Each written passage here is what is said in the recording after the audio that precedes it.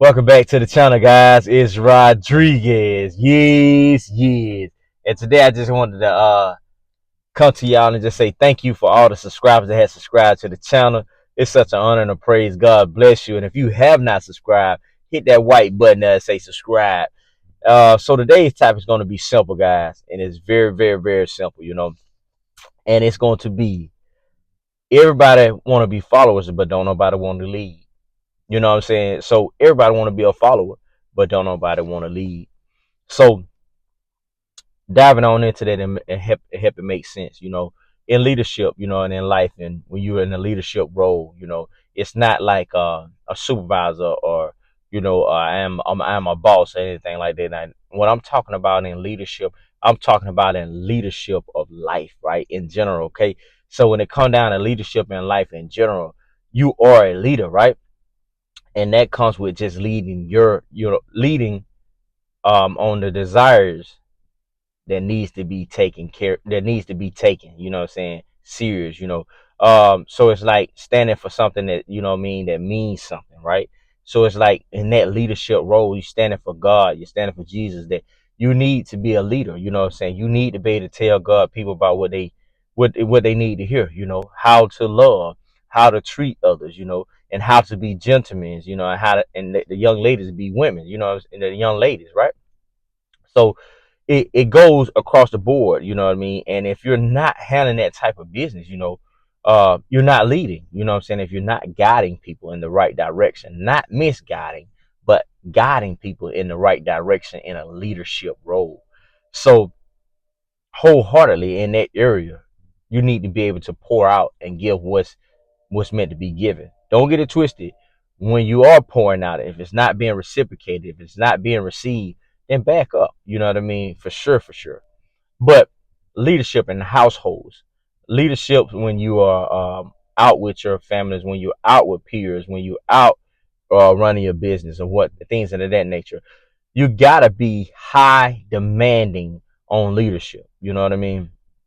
And leadership and control and all that is different. You know what I'm saying? Leadership is different. The big L, you know what I mean? It starts in a different format. You know what I mean? So let's keep that in mind when we're leading, right?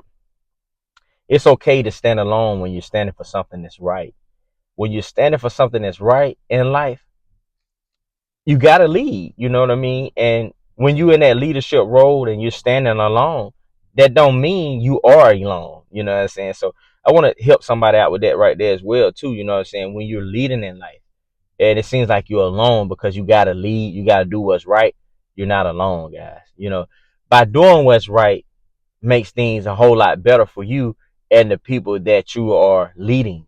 You know what I'm saying? You can't be leading and doing everything wrong and expect somebody to be like, yeah, uh-huh, I get that. Uh-huh, I understand where you coming from. You're never going to get that understanding, you know what I'm saying? Because how can you tell me something and you're not living it and walking it out yourself?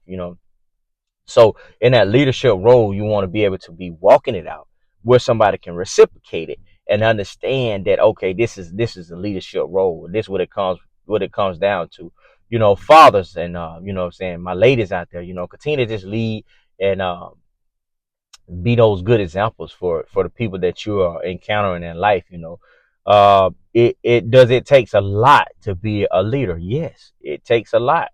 That's why in life you see ain't so many leaders, you know what I mean? And that's why I'm speaking on it, because it ain't, you know what I mean? It's limited, it's rare and rare. you know um People are quick to follow uh people with addressing things and things of that nature, or with the worldly culture, the worldly culture that we're in right now, and the things that you see that's being repeated, you know what I'm saying, from um, individuals in general.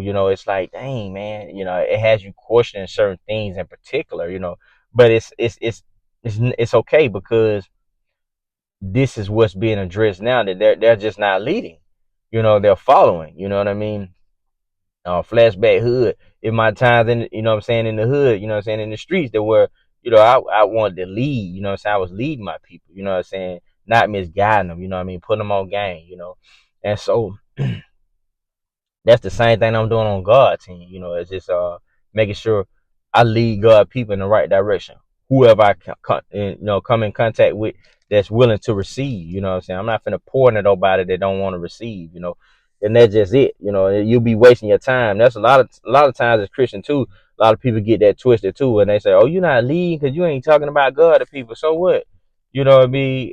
If I'm not finna, and when I discern and know that this, I'm gonna be talking to a clown, I'm gonna be talking to a fool.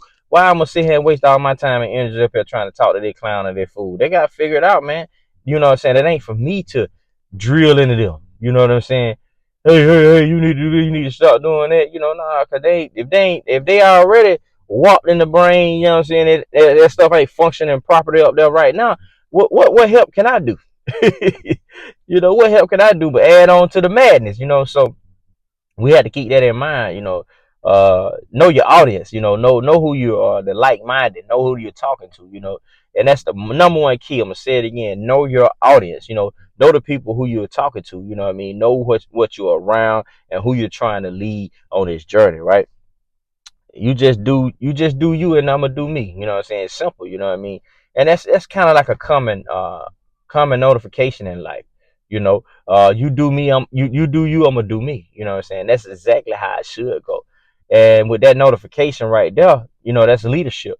You know what I mean? Because at the end of the day, it's gonna be some times in life where you just gonna have to do you. And you can't worry about nobody else doing them. You get what I'm saying? Because it'll knock you off course. You know what I mean? And you can't be knocked off course when you are ordained to fulfill a mission. When you are ordained to fulfill a mission, there's no way possible that you could be knocked off course, knocked off your high horse.